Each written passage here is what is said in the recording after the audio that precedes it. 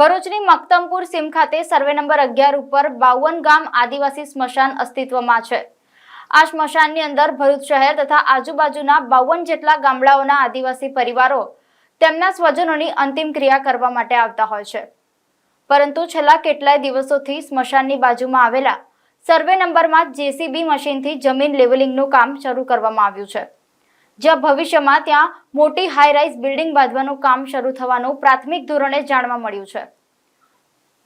જો ભવિષ્યમાં આવી માનવ વસાહતનું નિર્માણ થાય તો તેની અવરજવર માટે બીજો કોઈ માર્ગ હાલ ઉપલબ્ધ નથી, જેથી બિલ્ડર દ્વારા આદિવાસી સ્મશાનની અંદરથી વૈકલ્પિક રસ્તો મેળવવાની કાર્યવાહી હાથ ધરવામાં આવી હોય તેવું પ્રાથમિક દ્રષ્ટિએ માલુમ પડ્યું છે, જેને લઈને બિલ્ડર દ્વારા આવી કોઈ અરજ કચેરીએ થઈ હોય તો તેની પરવાનગી મંજૂર કરવામાં ન આવે અને જો પરવાનગી આપી હોય તો તેને તાત્કાલિક અસરથી રદ કરવામાં આવે તેવી માંગણી સાથે જિલ્લા કલેક્ટરને આવેદનપત્ર આપવામાં આવ્યું છે।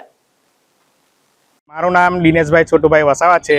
હું મક્તમપુર જિલ્લા પંચાયત કોલોનીમાં રહું છું અને અમારું જે 52 ગામનું સ્મશાન આવેલું છે પાછળ, ત્યાં ઘણા વર્ષોથી અમારા બાપ દાદાઓ વખતથી ત્યાં અમે મતલબ સમાધિ દફન વિધિ કરીએ છીએ અને ત્યાં જે કબરો છે ત્યાં અમુક બિલ્ડરો દ્વારા ત્યાંથી એ લોકો કબરો પરથી બુલડોઝરનો રસ્તો લઈને જાય છે, જે અમારા પૂરા આદિવાસી સમાજની લાગણી દુભાઈ છે અને એ રસ્તો અમે બંધ કરાવવા માંગીએ છીએ। એના માટે કલેક્ટર સાહેબશ્રીને પ્રમાણપત્ર આપવા આવેલા છે, આવેદનપત્ર।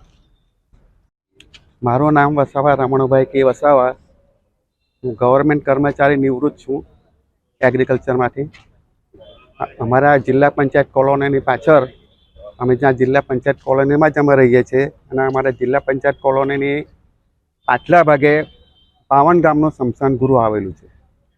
હવે તે સ્મશાન ગૃહની બાજુમાંથી આજે હમણાં કંઈ જમીન કંઈ વેચાણ થઈ ગઈ છે, તો હાથે હાથે અમારા જે સ્મશાનની જમીન છે તે પણ ખોદી નાખવામાં આવી છે, તો તેને બંધ કરવા માટે અમે આ આવેદનપત્ર આપવા માટે આવ્યા છે સાહેબ સુધી।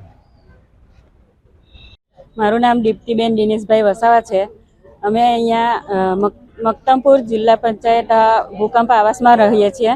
અમે અહીંયા કલેક્ટરશ્રીને આવેદનપત્ર આપવા આવ્યા છીએ કે જ્યાં અમારું 52 ગામનું સ્મશાન છે ત્યાં બિલ્ડરો દ્વારા અમારા પોતાના સ્વજનોની સમાધિ પર બિલ્ડરો દ્વારા જીસીબી અને પોતાના વાહનો જાય છે, જે અમે તાત્કાલિક ધોરણે બંધ કરાવવા છે અને ત્યાં અમારે જે વાહનોની જે આવન જવન છે એ જ બંધ કરાવી છે અને એ કલેક્ટરશ્રીને અમે આવેદનપત્ર આપવા આવ્યા છે।